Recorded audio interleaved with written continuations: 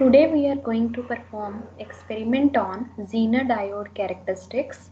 We are performing this experiment via virtual lab platform, and this experiment is developed by Amrita University under the research grant from Department of Electronics and Information Technology.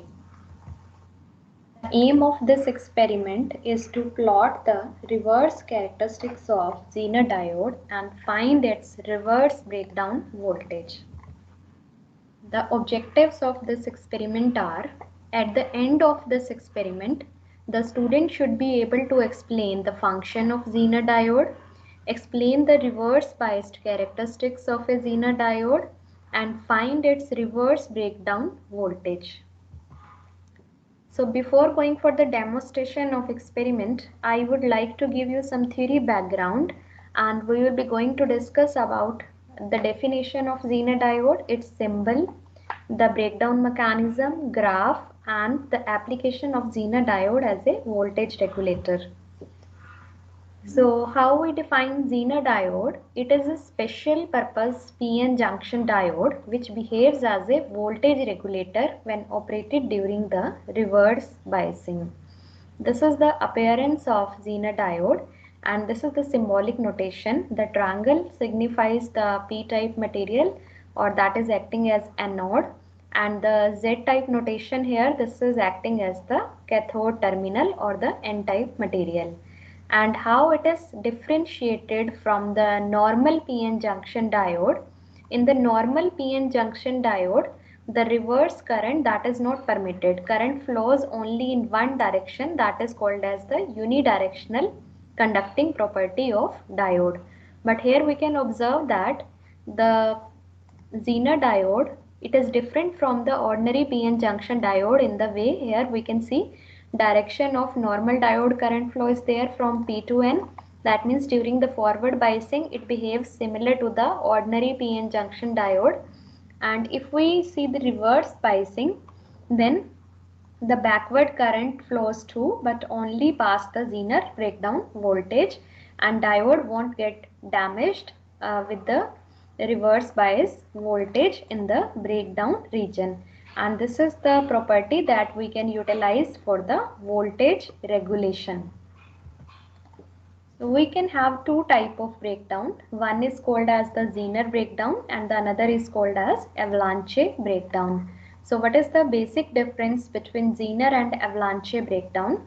The Zener breakdown takes place in the heavily doped PN junction diode where the depletion layer is narrow. And if the depletion layer is narrow, then we can see the relation here that E is equal to V divided by D, and D is indicating the width of depletion layer. So if we say the width of depletion layer is narrow, means D is less, then we can see the relation is it is inversely proportional to E. So if D is less, E will be more, means we can say that the heavy doping leads to narrow depletion layer and narrow depletion layer leads to strong electric field. And due to strong electric field generated at the junction, that leads to breakdown of covalent bond and large number of free charge carriers are generated, and that is the cause of breakdown called as Zener breakdown. But if we observe the avalanche breakdown, that takes place in the lightly doped PN junction. So as compared to Zener breakdown, if we observe the light doping here instead of heavy doping, so we have here the wider depletion layer, and if the depletion layer is wider, that means the D will be more, and if D is more, then electric field will be less. This is the same relation we have highlighted for the Zener breakdown, but here the arrow directions can be reversed. Here D will be more and E will be less. That means here the electric field is not sufficient to break down the covalent bond. So that means we have to apply here more reverse bias voltage. And if we apply more and more reverse bias voltage, that leads to an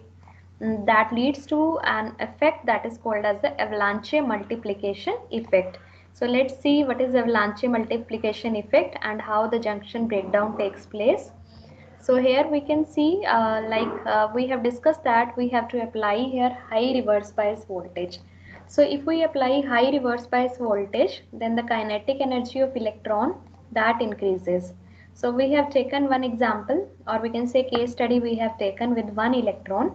Let's say the velocity of this electron or kinetic energy of this electron that becomes very high, and that is striking one of the atom with the high kinetic energy. So that is knocking out the electron from this atom. So now we have two electron, one original electron and the one knocked out electron. Now we can assume that these two electrons can further strike two atoms and they can produce two more knocked out electron. So 2 electron will be converted to now 4 electron, one original, one knocked out, and this side one original and one knocked out. Now we have 4 electrons, and these 4 electrons can further strike 4 atom and knock out 4 further electrons, so total becomes 8. So we can say this becomes a chain process. One electron has generated one more, so total we have 2, and 2 will be converted to 4 and 4 will be converted to 8, then 8 will be converted to 16 and so on. So this becomes a chain process, and this chain process is called as the avalanche multiplication effect, and that leads to breakdown of junction, because flood of charge carriers will be generated and the current shoots up and the voltage becomes constant. This type of breakdown is called as the avalanche breakdown. So here we have the summary of differences between the Zener breakdown and avalanche breakdown we have discussed. Like Zener breakdown takes place in the heavily doped p-n junction and the avalanche breakdown takes place in the lightly doped p-n junction. So high, or we can say strong electric field is the cause of breakdown and the Zener breakdown case. But here in the case of avalanche breakdown, the electric field is not sufficient. That means we have to apply the large reverse bias voltage, and we have discussed about avalanche multiplication effect. So because of flood of charge carriers generated, the junction breakdown takes place, that is called as the avalanche breakdown. And here we have the characteristics where we can see in the reverse biasing. In the third quadrant we have drawn the characteristics between the reverse bias voltage and the reverse current. So here these characteristics are more important to discuss, and we can see the forward bias characteristics are similar to the forward bias p-n junction diode, and in the reverse bias we have shown here both the types of breakdown we have discussed, the Zener breakdown and the avalanche breakdown. And we can see the avalanche breakdown that takes place at high reverse bias voltage. So this is all about the Zener diode, and because of this breakdown characteristics of Zener diode, we can utilize this property for the voltage regulation, because we can see in the breakdown region the voltage is becoming constant and the current shoots up. So if voltage is becoming constant, and in the voltage regulator this property is important, that we want to maintain the constant voltage at the load. So what we can do is we can operate the Zener diode in the reverse biasing and connect the Zener diode parallel to the load for the voltage regulation. So if we perform this experiment physically in the lab, then we are going to make all the connections on the breadboard. So we need the Zener diode. This is the Zener diode number we are going to use. This is battery. Then we need resistor, milliammeter, voltmeter, breadboard for making connection with the help of connecting wires, rheostat and the key. But here we are performing the experiment via virtual lab platform. So this is a circuit diagram we are going to refer to make connection. Instead of regulated power supply, here we have taken the battery in the circuit. This is the key. This is rheostat. This is the resistance. This is required for the protection purpose, because once the breakdown takes place, the very large amount of current flows through the Zener diode. So current limiting resistance we have connected here, and we have connected 1 milliammeter in series with the Zener diode, and voltmeter is connected parallel to the Zener diode, so that we can observe the voltage across the Zener diode and the current flowing through the Zener diode, and we can plot the characteristics between the voltage and current during the reverse biasing. And we can see this is the p-type material, this is the n-type material. So n-type material is connected to positive potential and p-type is connected to negative potential, so that it gets reverse biased. and we can utilize its property in the breakdown region. And this is the circuit diagram. So as per this circuit diagram, we need to make the connection, and we can perform this experiment to plot the characteristics and find out the reverse breakdown voltage. So these are the steps to perform experiment. First of all, we need to visit the website. OLAB website is there, at which this experiment is there, that we can perform by visiting this website. Then after visiting the website, we have the complete setup of experiment there. So we can select the Zener diode from the drop down menu list, and then connections can be made as we have discussed in the circuit diagram by drag and drop. Like we can drag the mouse from one connecting terminal to other connecting terminal of the devices to be connected, then drag the key to insert it. Then after that we can change the rheostat resistance using the slider, and we can notice the corresponding ammeter and the voltmeter reading. And finally we can have all the readings in the embedded worksheet, and we can plot the graph, that is the reverse characteristics of Zener diode, and find out the reverse breakdown voltage. And this is the expected characteristics curve. Now we can visit the website and perform the experiment.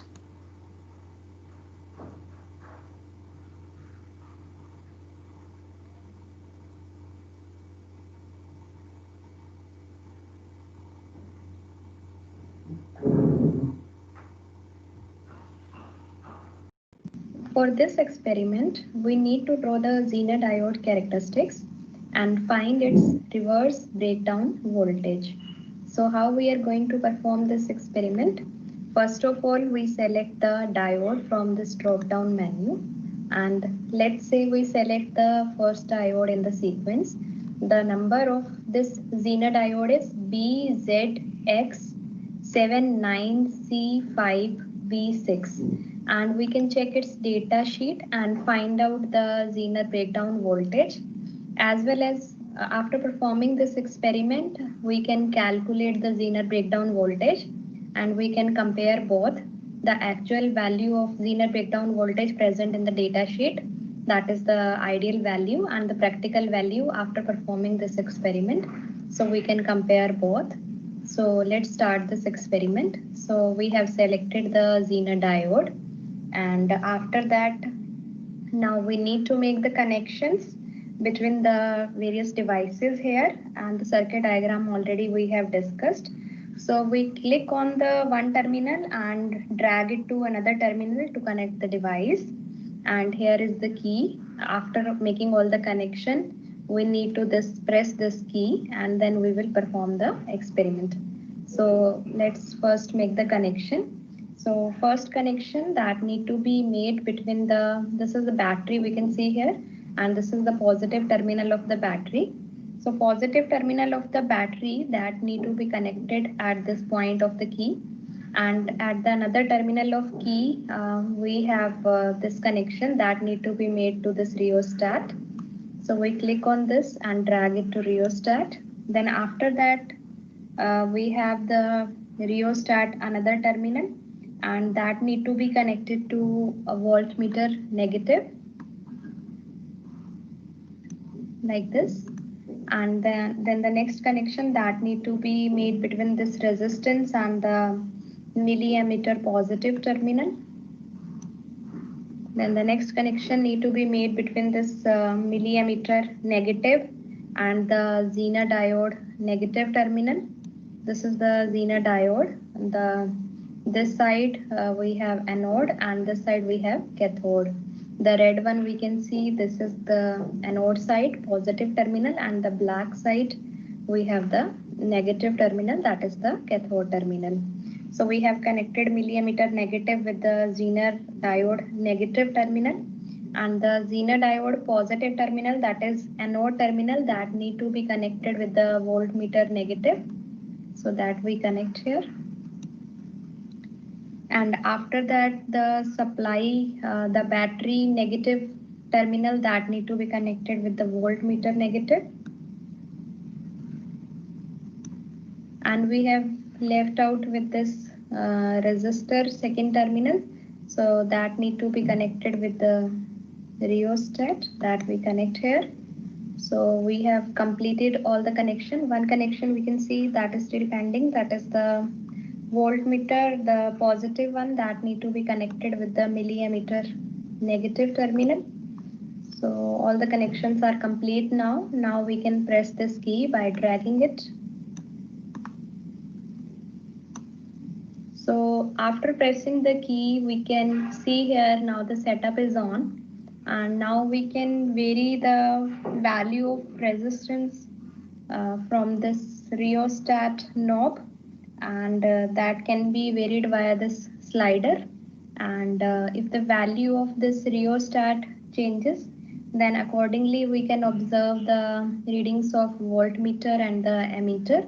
And when we observe the reading of voltmeter and ammeter, so we can record all the readings of voltmeter and ammeter in this embedded sheet, and we keep on changing the value of this rheostat resistance and keep on noting down the value of voltmeter reading and the ammeter reading. And after completing this embedded sheet with all the readings, then we can click here, and we can have the chart, or we can say the graph, and that will show us the reverse characteristics of Zener diode.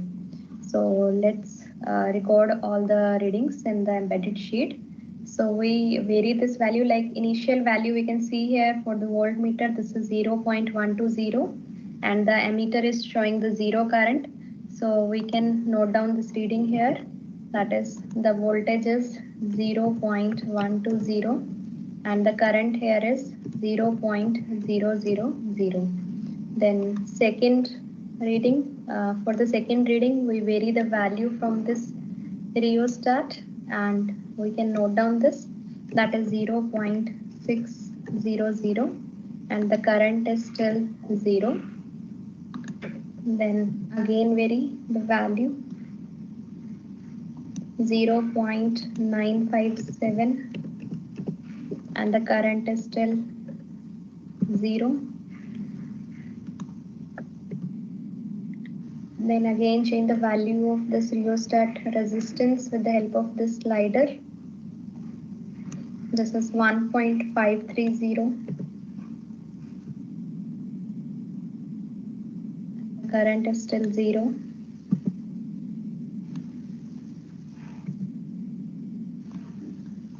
Then next we have 2.18. Current is still 0.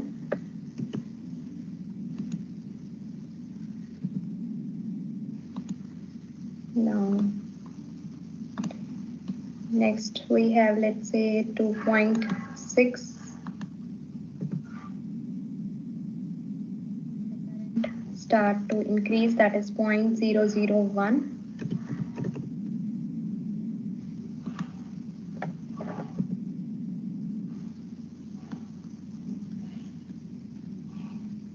So next we take 3.52. Current is 0.002.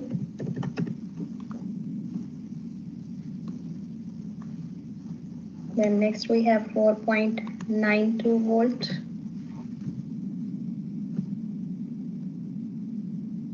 Current is 0.003.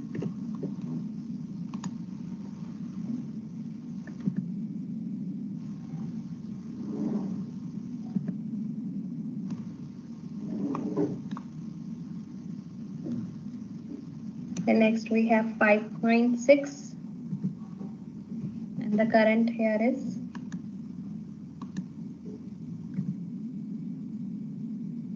0.004.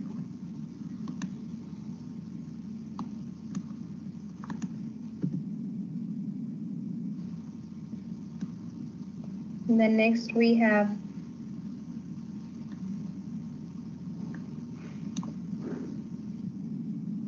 5.6. Current is 0.005.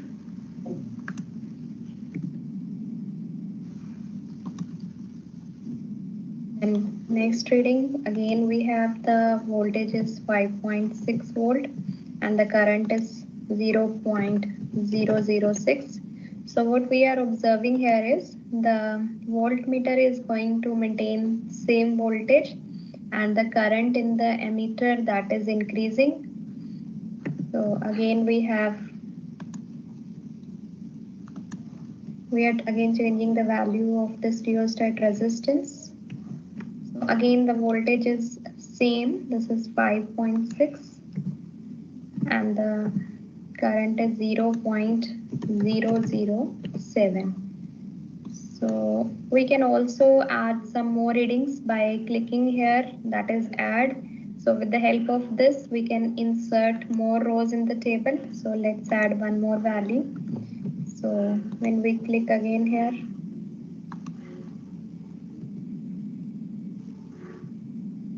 again the voltage is same, this is 5.6. The current here is 0.008. Same way we can add some more values to the table. So our observation here is after a certain value of voltage, that is 5.6, the voltage is not changing and the current is increasing. So in this way we can say that the breakdown is occurring at 5.6 volt. So 5.6 volt is the reverse breakdown voltage, and at this voltage the constant voltage is maintained by Zener diode and the current shoots up. So this property of Zener diode we can utilize for voltage regulation. And now we can have the graph. So we can click here for the chart. So we have the graph here and we can observe that initially the current is very small.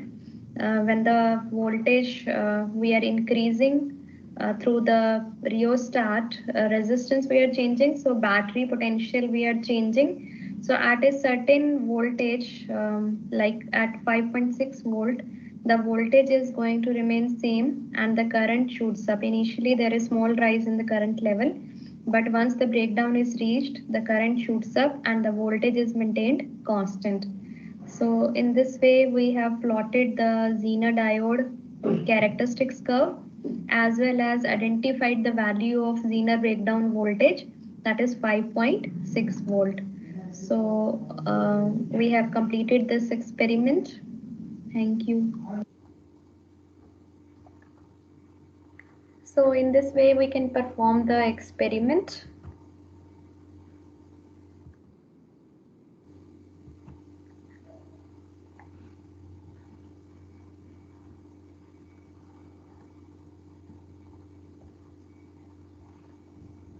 These are the references used to demonstrate this experiment.